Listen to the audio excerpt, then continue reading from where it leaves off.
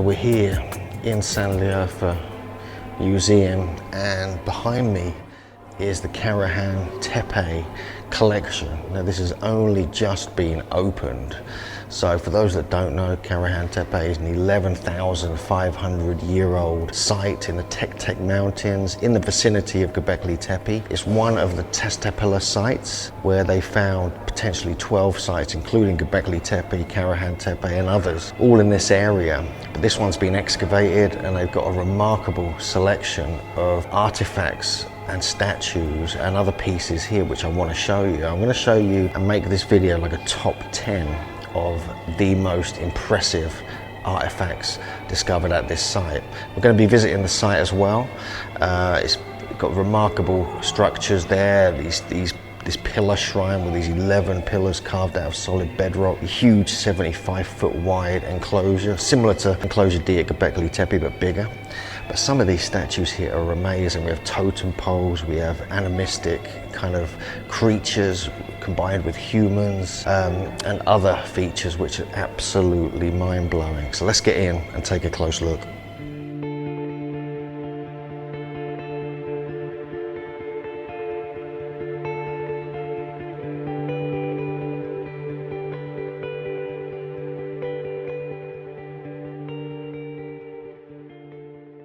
So this is what Enclosure AB actually looks like. This is 7 by 6 meters, and we have these 11 pillars, 10 of them carved out of solid bedrock and 1 freestanding.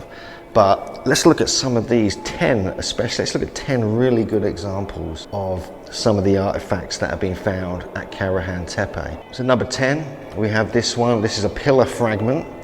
It's made of limestone and it's got a face on it. And then, remember, this was part of a pillar. So this was part of possibly a T-pillar, or it could have been part of like a totem pole. But look, not much is left of it. But the fact it's got holes carved in it is very interesting, because we find that a lot at many of the sites like Göbekli Tepe and Navali Churi and others. There's the face carved on it. You see that type of nose is really interesting, because we find that all over these sites. So this is interesting. We'll call this one number 9. This is like a head, very large, almost like an elongated upwards head. And it's kind of like a really long head here. So this is probably part of a much larger statue. It looks like it's got kind of ears coming off it. But these are in fact paws of a creature that would have once been attached to it. So although it looks like something out of Flash Gordon, this is actually something quite different, and it's actually part of like a thing we find here at Karahan Tepe, but also at Göbekli and other sites where this combination of humans linked with animals. You can see it from that side as well. You can see the paw. If we zoom in a bit, you can see that detail there, and I've got photos of this I'll edit in for you as well.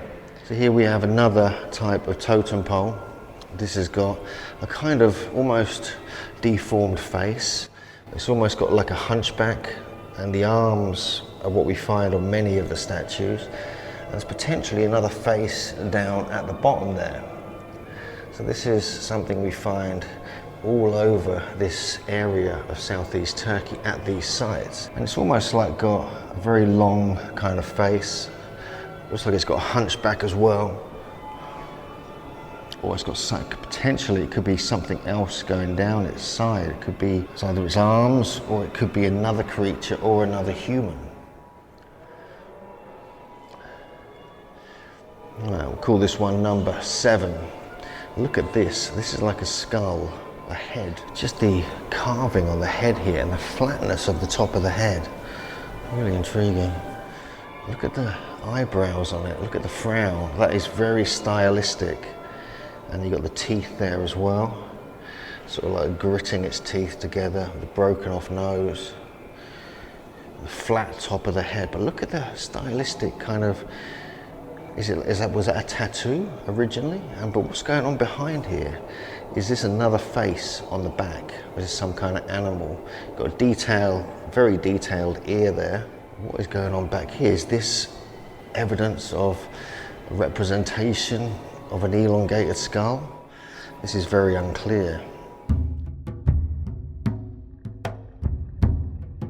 So this is really interesting.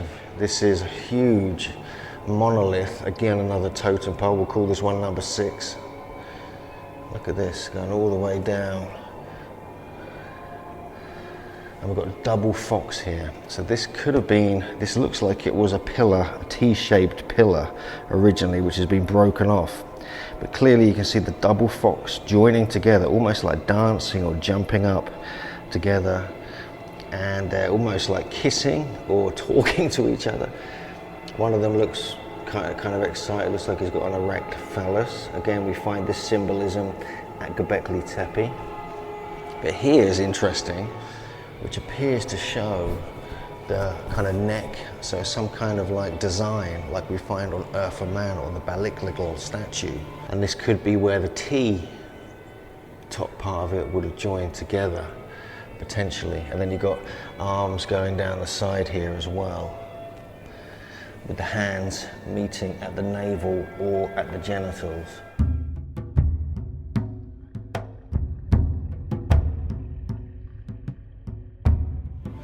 Absolutely fascinating. Let's continue to look around.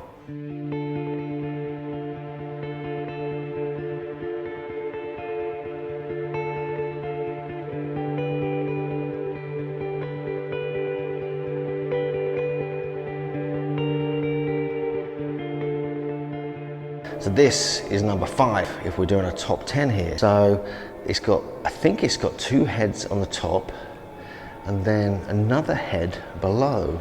And again, these are extremely elongated and they've got like arms coming off them, and they may have been joined to a pillar originally. And you can see the back of it there. This is a very abstract, very unusual artifact. The title just says head of a human statue, that's it. And I think, you know, when we get these elongated heads like this, it reminds me of the headwear that we find in this area of Turkey, this Kurdish area, this area of southeast Turkey. It's very traditional. So here's number 4 in our top 10. And again, we have almost like a sitting figure, sitting on some kind of pillar with holes in it, going all the way down. You can see the feet, you can see the legs, see the hole under the knee. And you've got a feature here. This could be his penis hanging down, or it could be like a pelt hanging down. And you've got arms, you can see those arms there. See his waistline, you can see his ribs suggesting he's skinny, maybe he's been fasting. Maybe it's a representation of something else. Very thin as well, look how thin that is. So was this a small T pillar, or was it just a statue? Very, very odd. They call this just a sitting human statue. This one is called the totem pole, much like the totem pole that we find at Göbekli Tepe. You can see like a sort of animal head at the top and a human head just below it with arms and legs, what looks like serpents all around it. See the legs there joining together. And you've got a hole going through the side there. Amazing. So again, this is similar to the famous totem pole found at Göbekli Tepe. So number 2, I want to show you these. These are incredible. This is like something you find in ancient Egypt, these stone plates. So these are simply incredible. These are like perfectly carved stone plates. Whether they were kind of bowls used in ceremonies or something else is unclear, but these are beautiful. That one's actually got like a kind of cut mark in the center of it, a tradition we find at these sites. But look at the detail on them. Look at the way all the rim around it has been created. Very beautiful. This one looks like some kind of basalt. These are different types of rocks that could have been used in ceremonies. This one looks like kind of almost like andesite or something very, very tough. And they've been pieced back together. These are really interesting. Remind me of the schist disc in ancient Egypt. I think possibly the most impressive, number 1, has got to be this. This is incredible. This is possibly the most important discovery so far from Karahan Tepe, and you can see like a human figure with potentially a leopard on its back. Now, some people suggest this is a kind of representation of a kind of shaman in kind of, you know, in that moment of kind of connecting with the animal, possibly of the spirit world, but possibly also it could be some other animistic kind of tradition that we don't really know about. But we find all these types of carvings all over Göbekli Tepe, Karahan Tepe, Nevalishori, and all the other sites in the Tas Tepala region. So this would have been standing up, possibly in the main enclosure. You see the human features there.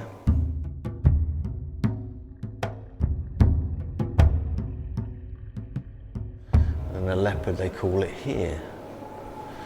Kind of leaning over, but that is incredible. It's like literally jumping on the back of the human, possibly a shaman. So it's a real pleasure to be able to see this close up and to be able to get this close to this stone. You can see the whole leopard figure here, the head here, and the human form going down here. This is absolutely amazing. And the teeth here is this classic kind of grinning smile that we find on many of the statues in this area.